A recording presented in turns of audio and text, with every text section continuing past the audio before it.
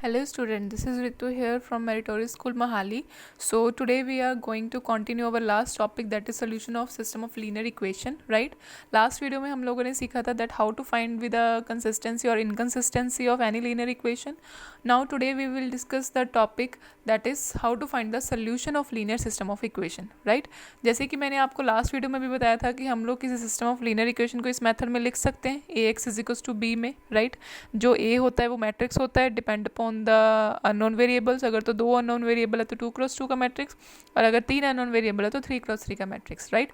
और ये एक्स जो होता है दैट इज अननोन वेरिएबल जिसमें एक्स वाई या एक्स वाई जेड प्रेजेंट होते हैं. और ये जो बी मैट्रिक्स होता है इसमें हम लोग कॉलम वाइज लिखते हैं जो राइट हैंड साइड में कॉन्स्टेंट पड़े होते हैं.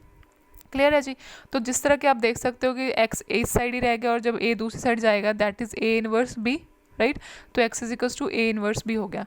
तो दैट मीन्स आपको जो एक्स फाइंड आउट होगा, मतलब जो एक्स वाई या एक्स वाई जेड जो अननोन वेरिएबल फाइंड आउट होंगे वो किससे फाइंड आउट होंगे? दो चीज़ों की प्रोडक्ट से, ए इनवर्स और बी के प्रोडक्ट से. अब देखो वी तो ऑलरेडी आपके क्वेश्चन में प्रेजेंट है जो कि राइट हैंड साइड में होता है.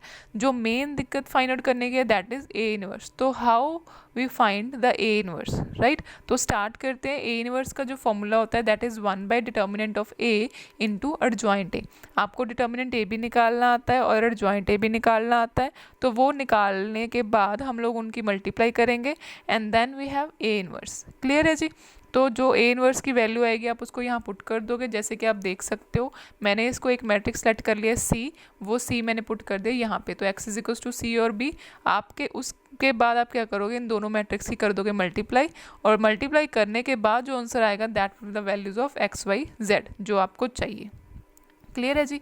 अब एक बात बस आपने इसमें ये ध्यान रखनी है कि ये जो आप system of linear equation find out कर रहे हो ये बाय मैट्रिक्स मेथड की हेल्प से कर रहे हो. ये सारा मैट्रिक्स मेथड ही है, और ये आप तभी फाइंड आउट कर सकते हो या आप तभी कंटिन्यू कर सकते हो अगर आपका डिटर्मिनेंट ए क्या आए नॉन जीरो. जैसे कि मैंने सबसे ऊपर लिखा हुआ है कि अगर डिटर्मिनेंट ए नॉन जीरो आएगा तभी ए इनवर्स एग्जिस्ट करता है. क्योंकि अगर by chance determinant A zero आ गया, राइट? अगर डिटर्मिनेंट ऑफ ए ज़ीरो आ गया, जब आप ए इनवर्स निकालने की ट्राई करोगे तो ए डिटर्मिनेंट तो ज़ीरो होगा. अगर 1 by something zero that is answer is infinity, मतलब डज नॉट एग्जिस्ट. जब इन्वर्स ही नहीं एग्जिस्ट करेगा तो हम मल्टीप्लिकेशन कर ही नहीं सकते, राइट? तो that means A determinant zero नहीं होना चाहिए, ए डिटर्मिनेंट नॉन ज़ीरो ही होना चाहिए. और जब ए डिटर्मिनेंट नॉन ज़ीरो होता है तो आप उसको इन्वर्टेबल फंक्शन बोलते हो. इन्वर्टेबल मतलब कि उसका इन्वर्स एग्जिस्ट करता है. क्लियर? तो ये मेथड मैंने कि मैट्रिक्स मेथड जिससे आप X Y Z find out कर रहे हो ये तभी अप्लाई करना है if only determinant A is non zero. Clear है जी? तो अब तो मैंने जनरली बताया. अब हम लोग ये मेथड एक एग्जांपल लेके करते हैं तो उससे आपको ज़्यादा समझ आ जाएगा. जैसे कि आप देख सकते हो क्वेश्चन है आपके सामने कि solve the system of linear equation by using matrix method. उसने स्पेशली साथ मेंशन कर दिया है कि मैट्रिक्स मेथड यूज़ करके निकालो. क्लियर है? तो हमें यही लगाना पड़ेगा. ये आपके सामने दो इक्वेशंस हैं. ऑब्वियस सी बात है अननोन वेरिएबल दो हैं और लीनियर है क्योंकि इनकी डिग्री 1 है. तो हम लोग अपने मैट्रिक्स बना लेंगे, ए बना लेंगे. जैसे कि मैंने आपको लास्ट वीडियो में बताया था कि ए मैट्रिक्स कैसे बनता है, by right the coefficient of X Y. First row में पहली इक्वेशन के कोफिशिएंट लिखने हैं दैट मीन्स 5 और 2, और सेकंड इक्वेशन में सेकंड रो के दैट इज 7 और 3. और x क्या होएगा आपके पास? x और y जिसको आप कॉलम में लिखोगे, और b क्या होएगा जो राइट हैंड साइड पे कांस्टेंट है, मतलब 4 और 5. क्लियर है? सो सबसे पहले आपका क्या काम होता है? डिटर्मिनेंट ए निकालना. डिटर्मिनेंट ए निकालो जी. डिटर्मिनेंट ए आपको 2x2 का निकालना आता है. 5 into 3 like this minus 7 into 2. तो ये आ गया 1 विच इज़ नॉन जीरो. मतलब हम लोग अपना क्वेश्चन कंटिन्यू कर सकते हैं क्योंकि डिटर्मिनेंट नॉन जीरो आया मतलब इन्वर्स करता है एग्जिस्ट. तो उसके बाद आपका नेक्स्ट स्टेप क्या था? आपको पता है कि आप क्या लिखते हो? A X is equals to B, that means X is equals to A inverse B. तो सबसे पहले आपने क्या निकालना है? A inverse. ए इनवर्स का फॉर्मूला मैंने आपको बताया क्या होता है जी? 1 by determinant A into adjoint A. Clear? Determinant तो आप निकाल ही चुके हो जो कि 1 आया, यहाँ पे 1 पुट कर दिया. अभी मेन है कि एडजॉइंट कैसे निकालना है. अब एडजॉइंट भी आपको निकालना था. जैसे कि आपका जो डिटर्मिनेंट मैट्रिक्स है वो है 5 2 7 3. क्लियर है? यही है आपका मैट्रिक्स. सबसे पहले आप इनके निकालते हो जी माइनर्स. माइनर्स कैसे निकालते हो? 5 का माइनर क्या आएगा? कॉरस्पॉन्डिंग कॉलम और रो डिलीट कर दिया 3. 2 का माइनर आएगा 7, और 7 का माइनर 2, और 3 का माइनर 5. और हमें पता है कि जब हम लोग को फैक्टर लिखते हैं तो हम लोग इन माइनर्स में प्रिंसिपल डायगोनल वाले एलिमेंट एज इट इज़ लिखते हैं और रिवर्सल वाले के साइन चेंज करते हैं लाइक दिस. कोफैक्टर भी आ गया। अब हमें एडजॉइंट भी निकालना आता है। एडजॉइंट जो होता है कोफैक्टर का ट्रांसपोज होता है।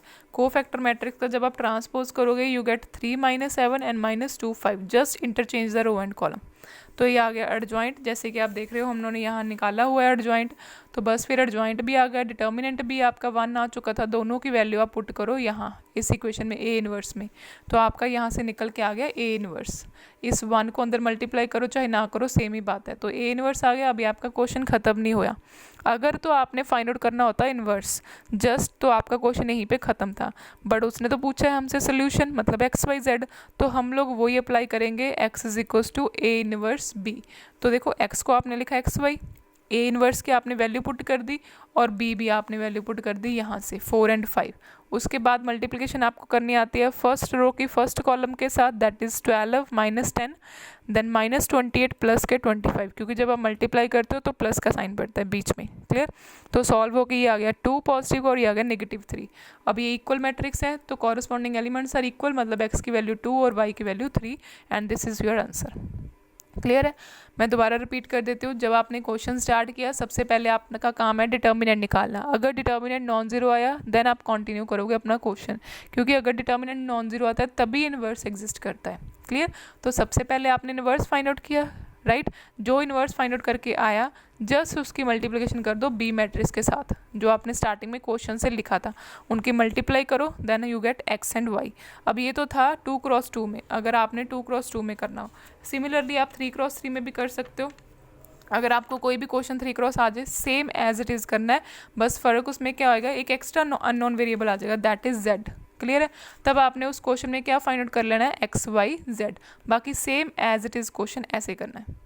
क्लियर? आई होप आपको सोल्यूशन कैसे फाइंड करते हैं सिस्टम ऑफ लीनियर इक्वेशन के समझ लग गया हो। Thank you.